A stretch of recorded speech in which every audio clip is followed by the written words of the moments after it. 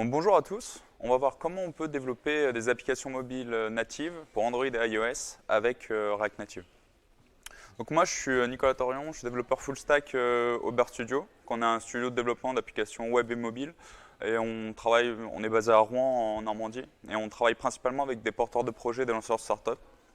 Donc c'est pour ça qu'on a été pas mal amené à travailler pour les applications mobiles, à travailler sur des projets React Native, donc d'où ce retour d'expérience que je vais vous faire. Donc déjà, pourquoi React Native? Pourquoi utiliser cette techno? Donc quand on veut faire une application mobile, la meilleure option technique, enfin si on parle vraiment technique, ça va être le natif. Comme ça, du coup, en termes de performance et de fluidité, vous ne serez jamais limité. Vous allez pouvoir ajouter toutes les animations que vous voulez. Et pareil aussi pour accéder aux API que vont fournir les OS Android et iOS. On ne sera jamais limité. En plus, ça bouge pas mal maintenant. On peut accéder à des données de santé avec des API comme Google Fit, HealthKit. On peut accéder aux assistants vocaux, etc.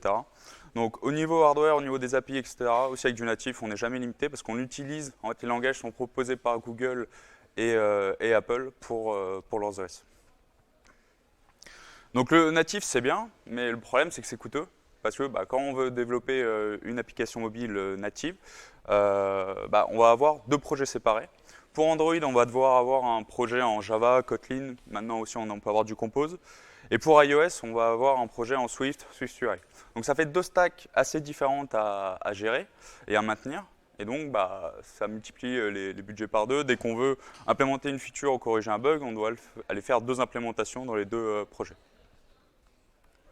Donc c'est là que React Native a un gros avantage, c'est que React Native, c'est un framework cross-platform qui vous permet de viser les deux plateformes avec un seul projet. Donc vous avez juste votre projet React Native, vous manipulez juste du code React, du code JavaScript, et vous allez pouvoir les cibler Android et iOS. Et il y a un bridge dans React Native, on appelle comme ça un bridge, en fait c'est un pont avec le code natif. À chaque fois que vous avez besoin d'accéder à une fonctionnalité native, il y aura un petit bout de code en Java Kotlin pour Android et un petit bout de code en Swift qui fera le lien avec votre projet en React Native. Donc React Native, bien sûr, c'est basé sur React. Et donc pour ceux qui ont déjà fait du React, vous allez retrouver tout ce qu'il y a dans React Native. Donc les composants, gestion des fonctions, la gestion du state, du render, etc. Tout ça, vous retrouvez. Et les hooks aussi, donc tous les hooks connus, useState, useEffect, useCallback, vous retrouvez. Et vous pouvez faire aussi vos custom hooks comme en React. Donc ça s'adresse à qui React Native? Principalement pour les développeurs du monde web quand même. Ceux qui ont des connaissances, qui ont déjà fait du JavaScript, dans le meilleur des cas, qui ont déjà fait du React, ils vont très vite pouvoir passer sur React Native. Et aussi, ce qu'il y a de bien, c'est que des développeurs du monde natif qui savent faire de l'Android et de l'iOS, ils peuvent aussi des fois participer à des projets React Native. Par exemple, dans le cas où vous voulez utiliser une fonctionnalité native, par exemple une nouvelle feature sur iOS ou Android, et qui n'a pas encore de librairie React Native associée, développée par la communauté, vous pouvez le faire. Vous pouvez très bien vous faire un module, vous, dans votre projet, qui aura du code JS pour faire le lien avec votre code React Native. Après, une petite implémentation en Java Kotlin, une petite implémentation en Swift pour être compatible avec le code natif. Donc voilà un exemple de code React Native. Donc là, c'est un exemple tout simple. C'est un composant qui rend une vue statique. Donc pour ceux qui ont déjà fait du React, voilà, au final, là, on a un composant en React. La seule chose intéressante ici à voir, c'est qu'on, dans la vue, vous voyez, on ne manipule pas d'HTML ni de CSS. C'est la règle, c'est la grosse différence avec React.js. Là, on ne manipule pas de DOM, d'HTML. Si on veut afficher du texte, par exemple, on va aller importer le composant texte de la librairie React Native. Et ce composant-là, derrière, après, il va aller appeler le vrai composant pour afficher du texte sur Android et pareil pour iOS. Le gros point fort de React Native, ça va être sa communauté et ses acteurs. Déjà, React Native, ça a été lancé par Facebook en interne pour leurs applications, puis après ils l'ont mis en open source. Et ils le poussent sur leurs applications. Vous avez du React Native sur Facebook, sur l'application Facebook, sur l'application Instagram. Aussi après d'autres acteurs connus comme Discord, qui a son app mobile en React Native. Et pareil pour Uber Eats. Uber Eats, je crois que c'est des composants, je ne suis pas sûr que ce soit tout.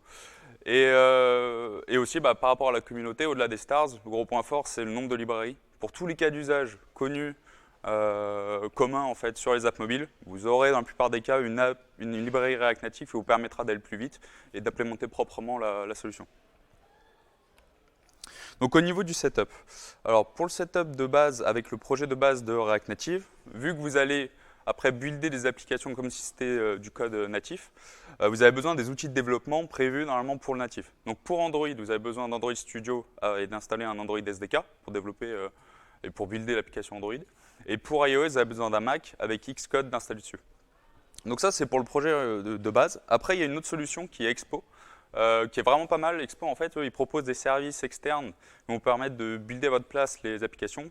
Et donc, depuis n'importe quelle machine, en fait, quand vous développez, vous pouvez viser iOS, etc. Donc ça, c'est bien. Aussi, pour le partage des tests, ça va plus vite. On peut partager très vite des releases avec des testeurs via un QR code. Ils proposent aussi maintenant des mises à jour qu'ils appellent over the air. C'est-à-dire que l'utilisateur, après, pour des petits fixes, etc., c'est très pratique. En fait, l'utilisateur n'a pas besoin de retélécharger l'application pour avoir une petite mise à jour, un petit correctif. Donc voilà, il y a plein de bonnes choses sur Expo. La seule contrainte qu'ils avaient jusqu'à très récemment, c'était que quand on utilise Expo, on était obligé d'utiliser les librairies qui étaient compatibles avec Expo, prévues par Expo. Et donc, si à un moment on voulait utiliser une fonctionnalité native, une librairie React Native qui n'était pas supportée par Expo, il fallait sortir Expo de son projet. Des fois, en cours de projet, ça pouvait faire, je pense, des gros refactos. Donc c'est pour ça que nous, Overstudio, pour l'instant, on n'a pas encore utilisé Expo. Mais ils annoncent que dans les dernières versions qu'ils ont d'Expo, ils annoncent que maintenant, on n'est plus obligé de faire ça. On n'est plus obligé de sortir Expo, etc. Il y a d'autres solutions. Donc voilà, je pense qu'on va commencer, nous, à regarder pour passer sur des projets clients sur Expo. Mais voilà, du coup, je vous encourage, si vous voulez démarrer un petit bout de code React Native, etc., aller plus vite au début pour le développement, pour les tests. Vous pouvez regarder avec Expo, faut juste aller consulter la page des limitations, ils annoncent les limitations qu'ils ont, mais en tout cas, globalement, ça permet d'aller plus vite.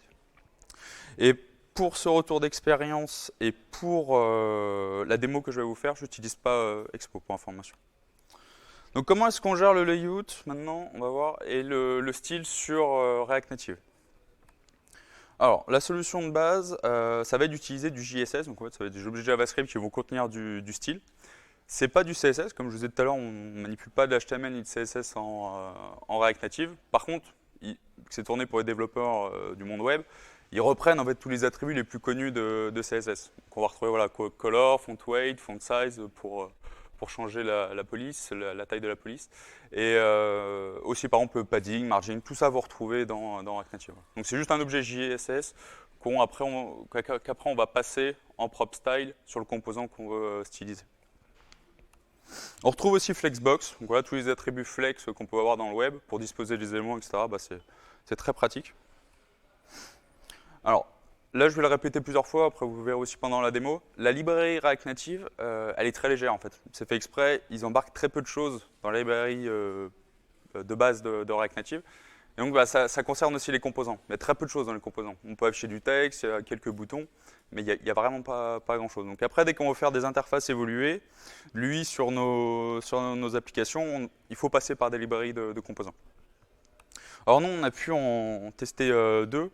Il y a Manux UI, qui n'a pas beaucoup de composants, mais il y a une documentation très claire. Et la manière de styliser, etc., c'est très bien expliqué. On va très vite après. Donc avec ces petits composants qu'ils proposent, on peut aller très vite faire des plus gros composants plus évolués. Alors par contre, un warning sur celle-ci, j'ai vu que sur la dernière année, sur leur GitHub, il n'y avait pas trop d'activité. Par contre, warning là-dessus, vérifiez avant de vous lancer, si vous voulez vous lancer sur un projet en prod, etc. Vérifiez quand même s'il y a de l'activité et tout, parce qu'il faut quand même qu'elle soit maintenue après cette lib-là. L'autre librairie, par contre, qui est pour moi la meilleure de React Native, c'est Nativebase. Là, pour le coup, vous avez beaucoup de composants. Ils proposent même une version premium où on peut carrément acheter des templates, des écrans quasiment tout prêt, puis après, il faut aller piocher sur ce qu'on a besoin. Ils gèrent le responsive, ça c'est très bien, on peut faire comme ça du coup des interfaces, l'application va s'adapter sur téléphone puis après sur tablette, donc ça c'est parfait. Et la manière de styliser aussi avec Nativebase, nous qu'on apprécie beaucoup au Overstudio, c'est les utility props. Donc les utility props, rapidement en fait c'est ça, ça se fait aussi en React JS côté web avec des librairies comme Chakra UI. L'idée en fait c'est d'au lieu d'avoir un fichier ou un objet après qui va contenir votre votre style à part pour le composant. Vous pouvez directement passer des petites propriétés de style. Donc là, par exemple, ici, les deux premières pour mettre du padding sur l'axe X, sur l'axe Y, des margins, changer le background, etc. Donc voilà. Nous, on apprécie cette manière de faire du style et on trouve que ça va plus vite. Voilà. Bon, après, ça. Hop. Donc, pour les animations sur React Native. Alors, la librairie React Native a à disposition une API qui s'appelle Animated, qui va vous permettre de faire des petites animations, de déclencher une animation sur un élément, au scroll d'un élément, ou quand l'utilisateur va presser tel ou tel bouton. Voilà, il y a déjà pas mal de choses qu'on faisait avec l'API d'Animated. Par contre, elle peut être assez verbeuse au niveau du code. Il y a toute une documentation, etc. Mais ça peut être assez difficile de traiter avec elle. Donc, il y a une librairie qui s'appelle React Native Reanimated qui propose une surcouche à cette API et qui propose en fait une gamme de méthodes pour aller plus vite, pour faire des animations plus rapidement. Là, il y a un petit exemple d'animation. Donc, globalement, pour résumer, les animations sur React Native, quand vous voulez faire des petites choses, etc., que ce soit même, par exemple, un jeu de cartes, etc., avec des petites animations sur des cartes, ça va être faisable, ça va bien se faire. Après, pour des animations vraiment plus évoluées, etc., je pense que c'est là où React Native peut avoir des limites. Donc maintenant, je vais vous faire une petite démo d'une application React Native. L'idée, c'est pas de vous montrer énormément de code, mais de juste passer sur quelques points importants en React Native. Alors, j'ai fait une petite app de démo ici qui s'appuie sur une API d'un cinéma assez connu. Je pense qu'on va voir après. Et l'idée, c'est juste de lister en fait les films à l'affiche. Donc, j'ai 3 écrans. Là, j'en ai un du coup qui présente le film principal. Apparemment, c'est Jack Mimoun. Si je passe après, voilà, sur l'écran suivant, là, j'ai une liste en fait de tous les films à l'affiche. Donc, on va voir que c'est enfin, il y a quelques règles, c'est assez simple à gérer c'est très simple à gérer les listes en React Native, mais il y a quelques règles à respecter. Et aussi pour information, j'ai une petite liste paginée en fait. Donc à chaque fois que l'utilisateur arrive au bout de la liste, ça va réinterroger l'API pour avoir la page suivante. Et enfin, dernier petit écran, j'ai une page, ici j'ai une catégorie de favoris, hein, donc de mes films en favoris. Donc si par exemple je vais sur ce film-là et que je veux le mettre en favori. Donc là, j'ai une petite modale, ça aussi se va rapidement avec la librairie de base de React Native. Hop. Donc là, je le passe dans mes favoris. Et on va juste voir après comment du coup on accède au cache et comment on gère le cache sur React Native. Hop. Donc au niveau du code, donc là ici j'ai ouvert le projet. Donc ce qu'on peut voir rapidement, c'est qu'ici du coup j'ai un dossier source. Donc sur mon dossier source, je vais le déplier un peu, je vais aller sur mes modules, mes écrans, hop, voilà. Ici, en fait, moi, je gère juste du code JavaScript, je gère juste du code React. J'interagis avec ça tout le long Enfin, à chaque fois que je développe dans le projet, j'ai juste à aller ici. Et après, par contre, j'ai 2 dossiers. Donc ici, un dossier Android et là, un dossier iOS. Donc je vais les déplier. Et voilà. Et en fait, ça, ce sont 2 vrais projets comme on aurait un projet natif Android et iOS. Le dossier Android, je vais pouvoir avec lui builder mon app bundle pour après envoyer mon application sur les stores. Et pareil pour iOS ici, je peux l'ouvrir dans Xcode, c'est ce que j'ai fait d'ailleurs, j'ai déjà lancé l'application dans un émulateur iOS. Je peux l'ouvrir dans Xcode, après faire mes releases pour les envoyer sur TestFlight, les envoyer après sur App Store. Hop. Donc après au niveau du code, hop, je vais ouvrir le app.js, je vais aller directement à la partie routing.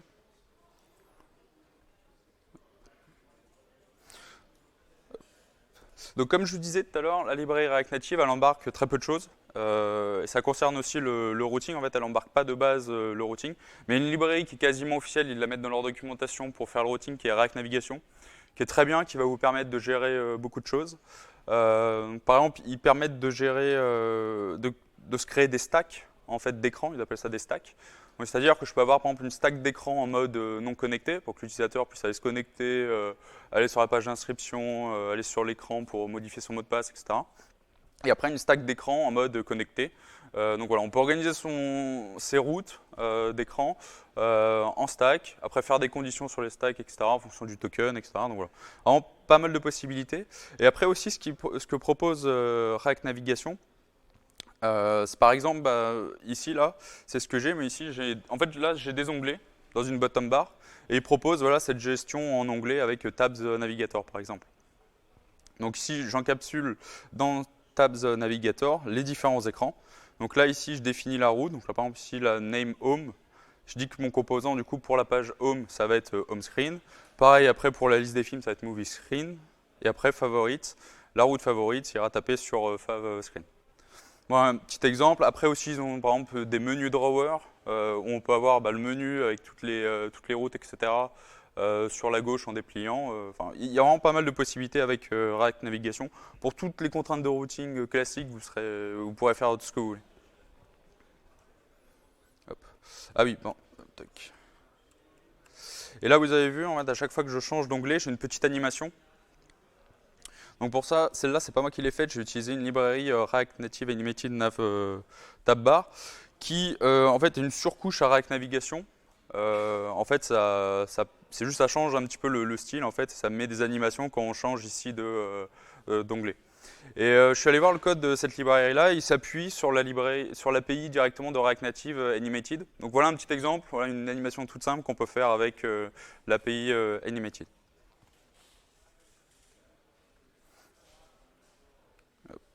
Donc maintenant, je vais aller dans le code de la home screen. Donc là, pour ceux qui ont déjà fait du React, ça va être vraiment simple. Hop, je vais fermer ça. Donc là, en fait, j'ai un composant React, tout simple.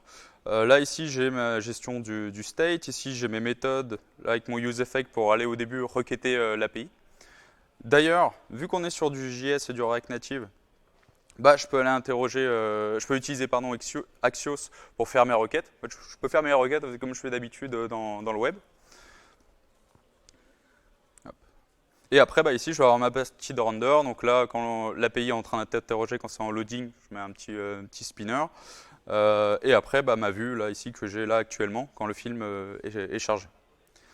Alors, dans les petits trucs très utiles en React Native, maintenant, il y a le fast refresh. Ça fait déjà pas mal d'années, mais au tout début, c'était pas très stable. Mais là, maintenant, ça l'est depuis 2-3 ans, c'est très stable. En fait, dès qu'on change quelque chose, ça rafraîchit automatiquement l'écran. Donc là, par exemple, ici, si je retire le logo, hop, voilà, il disparaît. Je changeais tout à l'heure le texte de réservé maintenant. Donc voilà, on a un refresh instantané, donc ça c'est très pratique. On en a besoin maintenant quand on développe sur des applications. Maintenant, je vais vous montrer quelques outils pour débugger votre application. Donc il y a un menu de développement qui est proposé par React Native. Donc là, pour l'ouvrir sur l'émulateur, je fais un CTRL Command Z. Sur un vrai téléphone, il faut secouer l'appareil pour que le petit menu apparaisse. Et ça, c'est juste en mode debug. Hein. Vous n'avez pas ça après quand vous faites votre release et qu'elle est sur les stores. Les utilisateurs ne peuvent pas accéder à ça. Donc, en option, on a vu le fast refresh. Si jamais à un moment vous modifiez comme pas mal de choses et que l'application n'est pas bien rafraîchie, vous avez un reload qui là recharge entièrement l'application. L'option la plus importante là, de ce menu, ça va être le debug with Chrome. Hop.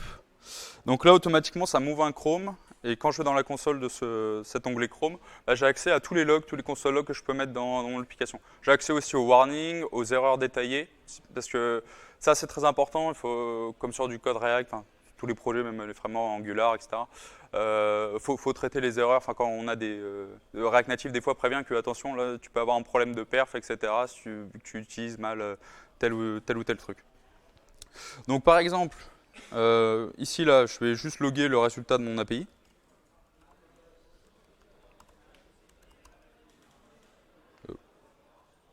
Hop. Et là, voilà, ici, mon log apparaît. Donc, voilà. Donc là, c'est vraiment la manière brute de débugger.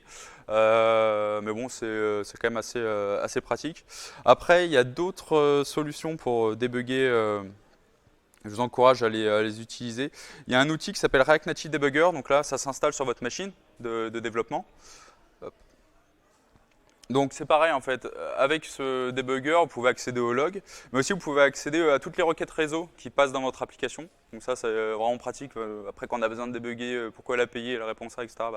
Faut qu'on voit ce qu'on lui envoie, etc. Donc faut passer par un outil comme ça. Ça embarque aussi un petit inspecteur où on peut inspecter le style, etc. Alors il y en a un aussi sur l'application, là si je le lance. Ici, Show Inspector, je peux voir les margins, les paddings, etc. sur mes différents éléments. Alors, dans le mobile, voilà, c'est pas très utilisable, mais bon, ça peut toujours aider. Des fois, comprendre pourquoi on a un espace, etc. Hop, je vais juste fermer ça. Couper le mode debug. Hop. Voilà, et après, il y en a un autre debugger sur ordi qui est Flipper. Je trouve, moi, c'est le mieux. C'est pareil, lui, donc, pour résumer, il peut voir les console logs, voir les requêtes, voir les images qui sont chargées dans l'application, voir les données qu'il y a dans le cache de l'application. Et aussi, le gros point fort, ça m'a pas mal aidé, c'est on peut voir les logs système Android et iOS. Donc, si admettons que votre app React Native, elle crash, et que bah, du coup, ça n'a même pas le temps de charger la couche JS, donc là, vos console logs ne vous servent à rien, et bah, vous pouvez, au moment du crash, voir les logs du système. Des fois, ça peut vous donner une indication de bah oui, c'est telle feature qui provoque ça, etc. Hop. Donc voilà pour le point débugage. Hop. Maintenant, je vais ouvrir la liste des films. On va voir comment on gère les listes en React Native. Hop. Voilà. Donc là, ma liste de films à l'affiche. Donc en React.js, en web, en fait, quand on veut afficher une liste, vous savez, on prend notre tableau, notre array, et puis on map dessus. Et puis pour chaque élément, du coup, on rend un composant. Ça, il ne faut pas le faire en React Native pour des problèmes de performance. Parce que, en fait, là, vous êtes sur du mobile. Donc, il peut y avoir des téléphones qui ont plus ou moins de mémoire disponible, etc. Vous pouvez vous retrouver aussi avec des téléphones anciens. Et qu'est-ce qui va se passer si vous faites un map sur votre liste? Bah, en fait, quand l'écran va se monter, en fait, admettons que vous avez une centaine d'éléments dans votre liste. Quand l'écran se monte, en fait, il va monter d'un coup aussi les 100 éléments à afficher. Et ça peut faire une montée en mémoire. Donc, et des fois, ça provoque même des crashs, en fait, le freeze de votre app, etc. Donc, ça peut vraiment être très problématique. Donc, React Native met à disposition un composant pour afficher des listes qui, lui, est optimisé. C'est Flatlist. Donc, en fait, ce qui fait Flatlist, c'est que là, par exemple, là, j'ai 6 éléments affichés sur mon écran. Quand l'écran se monte, il va juste charger ces 6 éléments dans la liste, même si j'en ai une centaine, déjà de près dans la liste. Et après, au fur et à mesure que l'utilisateur va scroller dans l'application, petit à petit, ça va monter les composants. Et après, c'est invisible pour l'utilisateur. Donc voilà, déjà, ça résout ce problème de perf. Et aussi, le très gros point fort de Flatlist, c'est que c'est pour l'expérience développeur. En fait, il va vous mettre à disposition le composant plein de petites propriétés qui vont vous simplifier la vie et pour gérer en fait des choses auxquelles on ne pense pas. Qu'on ne pense pas au début et après on s'en rend compte. Donc là par exemple ici, vous savez sur du mobile, par exemple quand vous êtes sur l'app Twitter, vous voulez recharger la liste des tweets, et ben, il y a un retour natif. Voilà. Et ben ça peut être géré automatiquement avec Flatlist. Ici je lui passe un composant refresh control qui me permet en fait après dans ce composant là refresh control, je lui mets un callback on refresh. Donc comme ça quand l'utilisateur refresh control du coup ça correspond au refresh, au reload natif de l'utilisateur, que va faire l'utilisateur. Et on peut lui mettre un callback du coup pour gérer et lui dire voilà, du coup tu fais telle action quand l'utilisateur veut un reload. Donc là, moi ici, je reset ma page à 0 et je réinterroge l'API. Là d'ailleurs, l'utilisation est un petit peu compliquée. Normalement, il n'y a pas besoin de passer un composant refresh control. C'est un petit défaut, je trouve, là du composant. Normalement, on lui passe directement le on refresh, le callback. En fait, le problème, je me suis aperçu en faisant la petite app de démo, c'est qu'on ne peut pas lui indiquer la couleur. Donc là, ici, en fait, mon petit loader pour le refresh, il était noir, donc il ne se voyait pas. Donc pour pouvoir changer la couleur, il faut lui repasser le composant refresh control. Voilà, par contre, petite contrainte là du composant. Après, qu'est-ce qu'on peut avoir d'utile? Hop, je cache. Donc là, voilà, on lui passe la liste des films ici dans les datas. Hop, refresh control, on a vu. Ici, donc après render item, là c'est ma méthode en fait pour rendre la vue de chaque élément. Donc là ici, voilà, hop, à partir de là, tout ça c'est la petite carte. D'ailleurs, React Native aussi propose un touchable opacity pour gérer la pression de l'utilisateur sur un élément. Donc là, opacity, du coup, ça ajoute une opacité. Vous avez aussi touchable highlight qui va mettre plutôt un overlay par-dessus l'élément qui est pressé. Et touchable without feedback, quand là, vous ne voulez pas de feedback visuel. Donc après, il faut aller voir la documentation là-dessus. Et après, voilà, plein de petites choses. Après que le composant met à disposition. Item separator component, je peux mettre un composant qui va séparer chaque élément dans la liste. Donc ça, voilà, avec le map, sinon, il faut le gérer à la main, etc. Et après, le key extractor, ça pareil sur React.js, normalement, quand on map, il faut aller mettre une key après une clé unique sur chaque composant. Là, on a une petite méthode key extractor qui permet d'aller extraire pour chaque élément, de savoir pour chaque élément quelle est sa clé unique. Donc là, ici, moi, c'est le slug du film.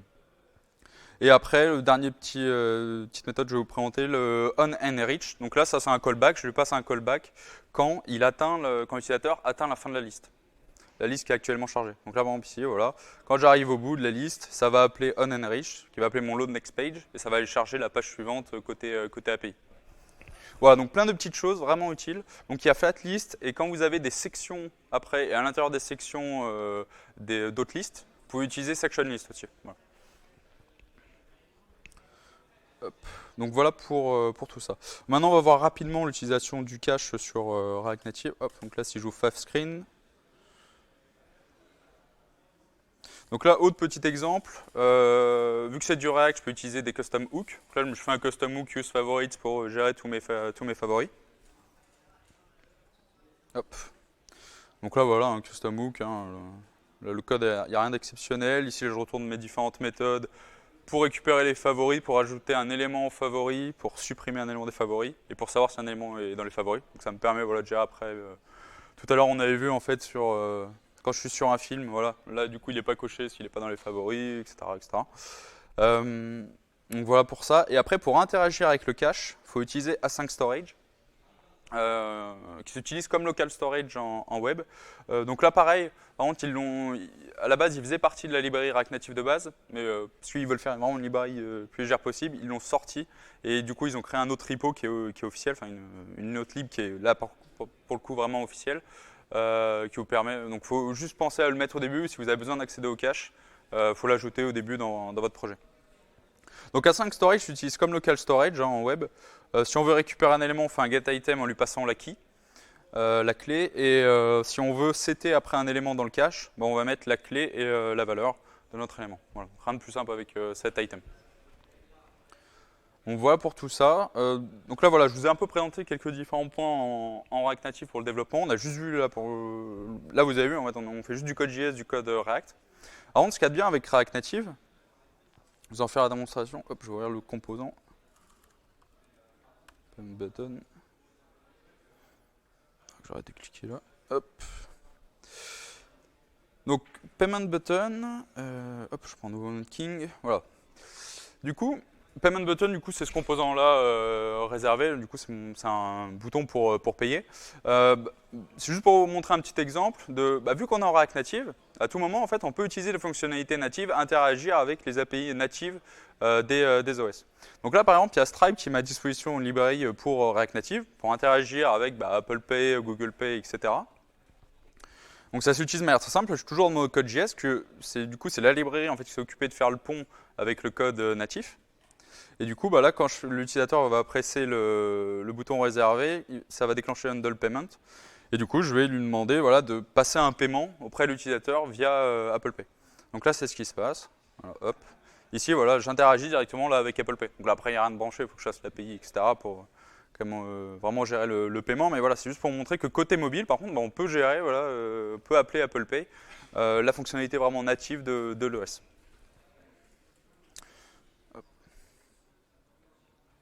Donc voilà pour la démo. Hop, je vais remettre les slides. Donc quelques cas d'usage. Maintenant, je vais vous présenter quelques projets qu'on a pu faire au Bear Studio en React Native. J'ai un premier projet. Là, le but de l'application, c'était de comptabiliser le nombre de packs de l'utilisateur au cours de la journée. Et après, en fonction il pouvait convertir après son nombre de pas en dons pour des associations. Voilà, c'était une application caritative.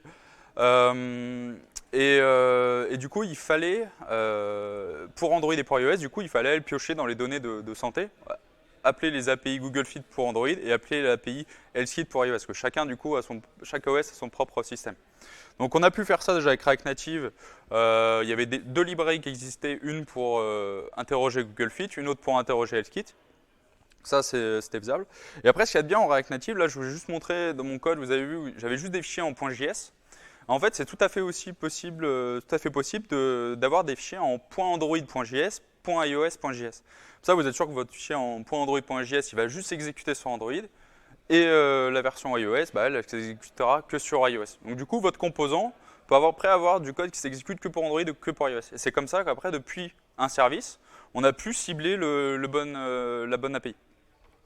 Voilà. Et puis après aussi, il y a une petite animation là, sur le header pareil fait avec Animated, l'API Animated. Donc voilà, au scroll, le header qui se rétracte, rien d'exceptionnel, mais voilà, un exemple de petite animation. Une deuxième réalisation, là c'est au niveau natif, là il y a rien d'extraordinaire, on n'interrogeait pas d'API en particulier. C'était une application du coup, de commande à table dans des bars et restaurants, et du coup en fait il y avait beaucoup de choses qui étaient nécessaires dans l'application, système de chat, localisation GPS, lecture QR code, plein de choses qui sont courantes dans les applications mobiles, qui sont faisables aussi sans React Native, mais ça montre qu'aussi avec React Native, voilà, ça fonctionne très bien. La seule particularité, c'était que l'application avait une déclinaison pour les barman et restaurateurs, où eux, ils voyaient les commandes arriver en temps réel, etc. Et aussi, l'application, du coup, devait s'exécuter sur un appareil de Sunmi. En fait, c'est une marque chinoise qui fait des téléphones Android. Et la seule particularité, en fait, c'est qu'ils intègrent une petite imprimante pour imprimer des tickets de caisse. Et donc, l'application React Native devait aller communiquer avec cette imprimante. Et donc on a trouvé une petite librairie React Native qui existait déjà, qui faisait déjà le pont avec l'API native pour imprimer les tickets de caisse. Enfin, une dernière réalisation, là c'était un jeu type puzzle, jeu à énigme, il fallait déplacer des éléments, etc. Donc aussi la gestion des déplacements d'éléments, de drag and drop, etc. Tout ça c'est très bien géré avec React Native. On a une librairie qui est React Native Gesture Handler qui vous met à disposition des méthodes pour gérer ça. Donc maintenant, quelques conseils, puis on va approcher après de la conclusion. Alors, quand vous développez sur React Native, ce qui est tentant, c'est de vouloir ajouter plein de fonctionnalités, mettre d'un coup plein de librairies, etc. Vous pouvez faire ça, mais tardez pas trop par contre à faire des releases.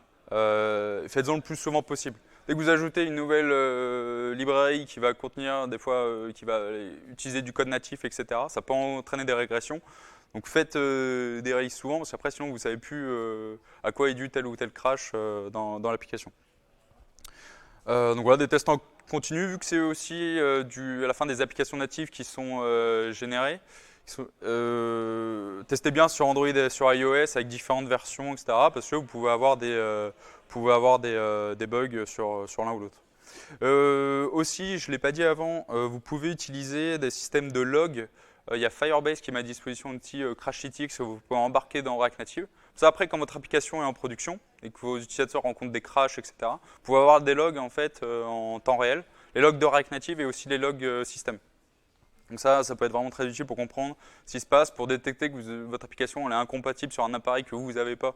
Je sais pas, un appareil par exemple, je peux en citer, mais sur un appareil en particulier, vous avez un problème.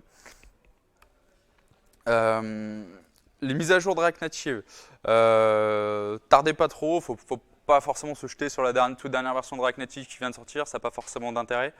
Mais tardez pas trop parce que dans le projet React Native, ce qui se passe aussi, c'est que des fois, ils corrigent des bugs, ils corrigent des incompatibilités avec un appareil en particulier. Et donc, des fois, au lieu de tourner en rond en fait, dans votre code, à voir d'où ça pourrait venir de votre côté, des fois, ça peut être aussi dû à React Native. Ils ont identifié le problème, ils l'ont corrigé. Donc déjà, juste une mise à jour de React Native, ça peut vous solutionner ce problème-là. Au-delà aussi des améliorations de perf, des fixes de crash, etc., il y a une question aussi pour la disponibilité sur les stores. Il faut savoir, en fait, les stores, ils changent régulièrement en fait, leurs règles. Par exemple, à un moment, Google va dire, pour que vous puissiez mettre à jour votre application, à partir de telle date, il faudra viser telle version de l'API d'Android. Donc du coup, si vous êtes trop loin, si vous avez trop attendu à faire votre mise à jour dans React Native, parce que React Native, ils vont suivre les guidelines, les règles des stores. Et du coup, il ne faut pas être trop loin de React Native pour, de son côté, on puisse envoyer des mises à jour. Voilà, donc faites bien attention à ça. Les mises à jour React Native, alors en manière automatique, moi j'arrive pas à les faire marcher. Normalement, ils ont un outil pour que ça mette à jour de manière automatique la version de React Native. Par contre, ils mettent à disposition un outil qui s'appelle Upgrade Helper. En fait, c'est un guide diff. Il vous montre en fait les changements qu'il y a à faire dans votre application. Donc, juste mettre à jour la librairie déjà dans le package. Et après, par-ci par-là, des fois, il faut mettre à jour du code natif dans les dossiers Android et iOS. Voilà. En général, si vous n'êtes vraiment pas trop loin, en 1 heure grand max, vous pouvez déjà retester votre application, etc. avec un React Native à jour et voir si vous avez des régressions, etc. Voilà. Et par contre, tardez pas trop, parce que j'ai vu sur des projets, quand il n'y avait pas eu de mise à jour depuis 2 ans, à partir de là, 2 ans, ça commence vraiment à être compliqué pour mettre à jour. C'est après, il faut mettre à jour du coup toutes les librairies, etc. Et là, là, vous passez du temps après à tout retester, etc. Donc, il faut bien faire gaffe à ça. Donc le mot de la fin, après on aura du temps pour des questions, je suis allé un peu vite. Maintenant React Native c'est une techno qui est éprouvée, qui apporte souvent l'autre fonctionnalité ou alors ils vont améliorer des performances tout sur des choses. Vous pouvez partir en production avec React Native, ça marche très bien, nous on l'a vu sur nos projets. Le point fort, c'est que ça permet à des développeurs du monde web, ceux qui ont des bases en JS, qui connaissent React, de réaliser des apps mobiles natives. Vraiment, le temps d'adaptation, on a pu constater dans notre équipe, c'est moins d'un mois, même voire en 2 semaines. En fait, il y a juste à comprendre, c'est du React, en fait, il y a juste à comprendre les problématiques qui sont liées au mobile, qui sont propres au mobile. Comme je vous montrais, en fait, la gestion des listes, etc. Bien comprendre que on peut avoir des appareils sur du mobile qui sont... Alors, tous les derniers téléphones, ça va aller, mais sur des appareils où il peut y avoir moins de RAM, etc. Donc, il faut avoir cette conscience-là sur 2-3 points. Mais après, vous allez très vite après dans le développement. Les seules limites que je vois à React Native, ça va être vraiment pour, si vous voulez, des super animations, etc. Je crois qu'il y avait l'application Nike, par exemple, à un moment qui faisait ça, où eux, ils ont une app native et ils font des super animations, etc. pour vous montrer les produits, etc. C'est là où il peut y avoir des limites. On peut faire des animations, comme je vous ai montré avec React Native, mais c'est pas non plus aussi évolué que sur du natif. D'ailleurs, un petit point, l'autre framework en fait, qui est sur la même lignée que React Native, ça va être Flutter. Là, pour le coup, je crois que Flutter est meilleur en animation, etc., de ce que j'ai eu, ce qu'il propose. Donc c'est pour ça que pour moi, en fait, le choix en fait, de React Native se fait sur React. En fait, si vous avez des équipes qui travaillent avec React, qui ont des connaissances, des compétences, qui ont acquis voilà, de la connaissance sur React, ça a un intérêt de faire du React Native, parce que vous pouvez capitaliser des connaissances sur les deux, et après vous allez aller plus vite sur le développement web, sur le développement d'app native. Donc nous, c'est ce qu'on a fait. Enfin, c'est pour ça en fait, qu'on est passé à React Native. Au début, on faisait que des applications web pour nos clients, et puis quand on est passé sur du mobile, React Native a été la porte d'entrée vers les apps mobiles, et on capitalise maintenant de la connaissance sur les deux. Donc voilà. Je finis avec ça. Maintenant, on développe aussi des petits starters. Donc, on a un starter web qui est en React, un starter Figma pour les designers, et maintenant un starter pour React Native qui s'appelle Start UI Native. L'idée des starters, en fait, elle est simple, c'est juste on met à disposition en fait des écrans, des composants qui sont souvent là en fait dans les de base. On en a des composants et des écrans dont on a besoin pour tous les types d'applications. Par exemple, les écrans de connexion, les écrans de connexion, d'inscription, etc. Une home screen rapidement, etc. On met en place tout le routing et aussi on ajoute en fait toutes les librairies qu'on utilise nous d'habitude. Donc là par exemple sur la petite démo que je vous ai montrée, je l'ai starté avec Start UI Native et dedans en fait directement ça met en place le routing, la librairie pour gérer le cache, la librairie Native Base pour avoir des composants à disposition, etc. Donc voilà, l'idée c'est d'aller plus vite au début quand on démarre un projet, donc voilà. C'est à disposition de la communauté, c'est dispo sur GitHub, donc allez jeter un coup d'œil, voilà, si à un moment vous voulez démarrer aussi un projet. Donc voilà, merci à vous pour votre attention, est-ce que vous avez des questions ?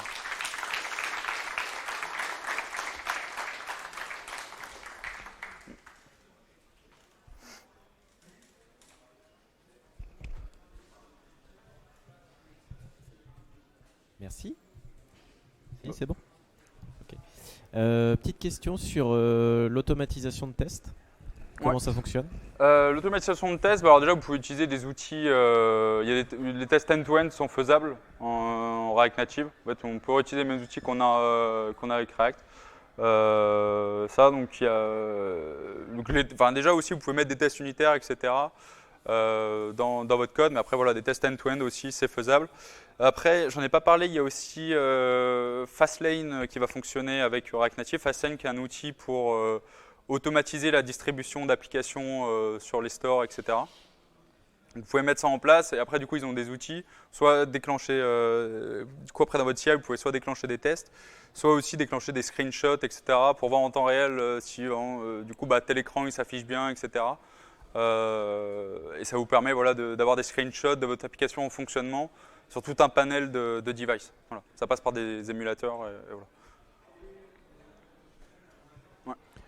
Merci pour la présentation. Est-ce que ça fonctionne pleinement avec TypeScript aussi? J'ai pas compris. Est-ce que ça fonctionne pleinement avec TypeScript? Oui. Ça fonctionne avec TypeScript. D'ailleurs, notre starter, on est en train de le passer à TypeScript. On est en train de le passer à TypeScript, mais il n'y a pas de souci. Oui, ça fonctionne avec, le projet fonctionne avec TypeScript. Bonjour. J'ai un petit peu deux questions en une. La première, c'est comment tu fais avec les spécificités matérielles, genre faire de l'Apple Pay sur Apple ou faire du NFC sur Android, un truc comme ça. Ouais. Et la deuxième, c'est est-ce qu'il y a vraiment un moment où tu n'as pas besoin d'aller retoucher le code final côté iOS ou Android? Alors, pour la première question, du coup, c'était pour est-ce qu'on peut. Comment est-ce qu'on fait du coup pour aller utiliser Apple Pay ou Google Pay? Ouais, les spécificités, si tu as un truc sur Android que tu veux pas faire sur Apple ou Ouais, une bah, version de ok. iOS. Tu vois. Donc, souvent, il faut passer par des livres. Par exemple, pour Apple Pay et tout, comme j'ai montré, en fait, il y a une libre Stripe qui existe, qui fait déjà en fait cette surcouche-là au code natif, qui va vous simplifier le boulot. Nous, de notre côté, on a juste à jouer avec JS, à utiliser les méthodes qu'il propose. Après, est-ce qu'il n'y a jamais besoin d'aller toucher dans le code natif, c'est ça? Alors, vraiment, moi, sur les différents projets auxquels j'ai été, très rarement. Je dirais pas jamais, parce que je crois que ça m'est déjà arrivé. Vraiment, si vous avez un petit bug, un petit truc, vous allez, des fois sur GitHub et tout, on cherche sur des issues, etc. Puis une personne va vous donner un fixe improbable d'aller mettre un truc dans le code natif, ça peut arriver. Après, les seules fois où je vois, c'est quand on rentre dans le code natif. Je vais juste montrer rapidement. Hop. Bon, par exemple, dans le dossier iOS, ce qui va arriver souvent, c'est que le pod file, par exemple, on va le modifier souvent pour aller ajouter une librairie qui ne peut pas s'ajouter de manière tout automatique. Donc, des fois, il faut aller modifier ce fichier-là, par exemple.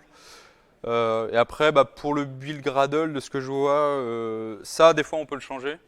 Les versions d'Android, etc., à cibler, des API de Android, ça, on peut le changer. Pareil, on peut des fois devoir ajouter des dépendances. Et après, il y avait juste l'autre build Gradle, il y en a deux. Et après, l'autre, il permet juste, en fait, des fois, d'augmenter son numéro de build et son numéro de version. Voilà. Ça, c'est les petits trucs, souvent, où on touche. Et voilà. Ouais. Pas de soucis. Merci pour la fraise. Déjà, une petite question. Est-ce que tu as déjà mutualisé du code entre une appli React Native et une appli React Web normale? Et qu'est-ce que tu penses qu'on peut mutualiser ou non, justement? Alors, tout ce qui est des services et tout, ça vous pouvez. Enfin, en fait, dès qu'il n'y a pas du rendu visuel, enfin, des composants qu'on va utiliser, là, on peut mutualiser. Enfin, nous, on l'a jamais fait quand je dis mutualiser. Après, on pourrait le mettre en place, mais quand je parle mutualiser, ça sera quand même du copier-coller, mais ça peut être le même code. Je veux dire. Après, sinon, ce qui est faisable de faire, ce que vous pouvez faire, c'est d'avoir un repo guide qui va contenir, je sais pas, le code service. Et il faut, par contre, aller dans votre autre repo pour l'app mobile, il faut aller piocher dans ce repo-là pour récupérer la couche service. En fait, le code JS, ça peut être mutualisé. Quand on n'a pas besoin d'utiliser une fonctionnalité native, d'appeler une API native, ça peut être mutualisé. Juste la logique JS, ça peut être mutualisé. La partie par contre composant, là on ne peut pas trop mutualiser. Ouais. Bonjour. Est-ce que vous avez fait des comparaisons avec des solutions comme Ionic qui permet aussi de faire du React, mais plus proche du HTML? Ouais, là c'est plus proche d'HTML. On a déjà touché à des projets en Ionic, etc. Après, j'avoue, on a plutôt une préférence pour React Native parce qu'on sait qu'on ne va jamais être limité sur.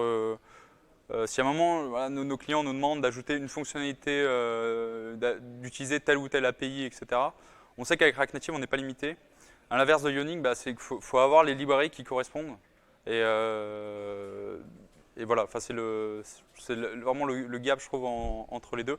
Et pareil, de ce que j'ai vu sur les quelques projets où j'étais, c'est que des fois, les montées de version, etc., quand on veut correspondre aux nouvelles règles des stores, etc., c'est plus compliqué sur du Ionic que sur du React Native. Merci.